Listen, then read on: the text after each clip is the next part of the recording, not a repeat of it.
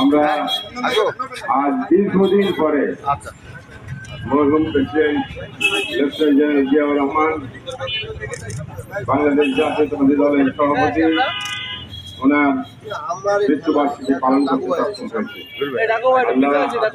আমাদের এই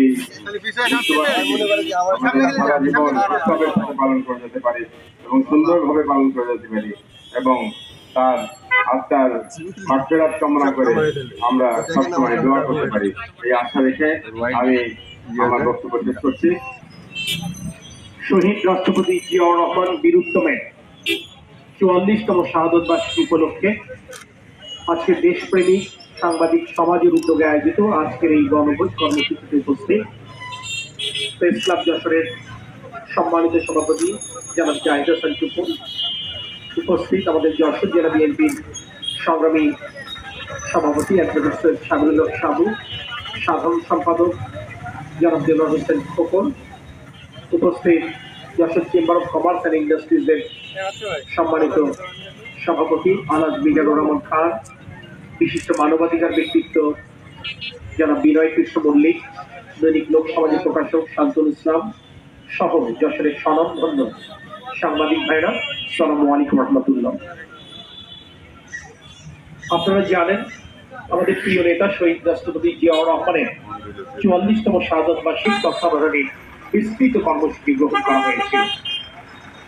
আমাদের কর্মসূচি প্রথম এরই ধারাবাহিকতায় আমাদের ছাত্র দলের উদ্যোগে এমএম কলেজ, সিটি কলেজ এবং পলিটেকনিক ইনস্টিটিউটের একাদশ ও দ্বাদশ শ্রেণীর শিক্ষার্থীদের জন্য প্রতিযোগিতার আয়োজন করা হয়।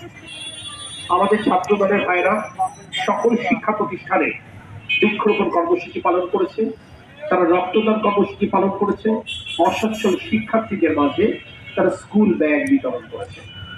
আমাদের স্বেচ্ছাসেবক দলের ভাইরা আমিন। ربنا ظلمنا أنفسنا وإن لم تغفر لنا وترحمنا لنكونن من أزواجنا وذريتنا قرة أعين واجعلنا للمتقين إماما اللهم اكفني بحلالك عن حرامك واغنني بفضلك عمن سواك ربنا ظلمنا أنفسنا وإن لم تغفر لنا وترحمنا لنكونن من الخاسرين رب ارحمهما كما ربياني صغيرا رب ارحمهما كما ربياني صغيرا رب العالمين আপনার দরবারে দুই হাত উত্তোলন করলাম, আমরা কতিপয় পাপী বান্দা আপনার শাহী দরবারে আরজ করছি মাওলা, যে উদ্দেশ্য লক্ষ্য নিয়ে আজকে আমরা যে আয়োজনে একত্রিত হয়েছি, আল্লাহ আপনি আমাদের আয়োজনকে আপনি কবুল করে নেন।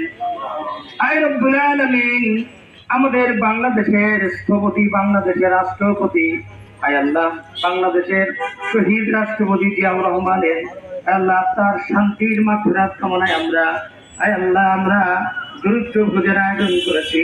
রব্বুল আলামিন আপনি কবুল করে নেন। আয় রব্বুল আলামিন, একই সাথে আপনার কাছে আরজ করছি আমাদের নেতা, আমাদের ভারপ্রাপ্ত চেয়ারম্যান তারেক রহমান এবং আমাদের দেশনেত্রী বেগম খালেদা জিয়া অসুস্থ, আল্লাহ তাদের জন্য দোয়া করছি, আপনি তাদের শারীরিক সুস্থতার নিয়ামত দান করেন। রব্বুল আলামিন আমাদের যাবতীয় বিপদ বা বালা মুসিবত দূর করে নেন। জননেতা জনাব তরিকুল ইসলামের আত্মার মাগফিরাতের জন্য আপনার কাছে ফরিয়াদ করছি, আপনি কবুল করে নেন। আল্লাহ তার কবরকে জান্নাতের বাগিচা বানিয়ে দেন, জান্নাতুল ফেরদাউস নসিব করে দেন। রব্বুল আলামিন এখানে যারা উপস্থিত আছে আমাদের সবাইকে আল্লাহ আপনি আল্লাহ মাফ করে দেন। আয় আল্লাহ আমাদের আরেকজন নেতা আরাফাত রহমান কোকো, আয় রব্বুল আলামিন দুনিয়া থেকে চিরবিদায় নিয়ে চলে গেছে, আল্লাহ আপনি তার কবরকে জান্নাতের বাগিচা বানিয়ে দেন।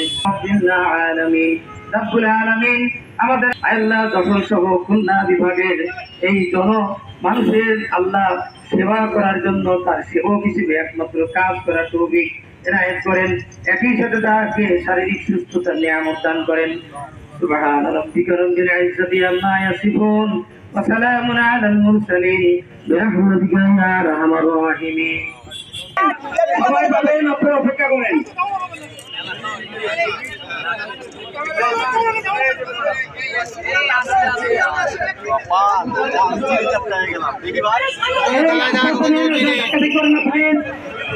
আপনারা সবাই নিন, সবাই খাবার আছে, পর্যাপ্ত খাবার আছে, সবাই দিতে পারবো।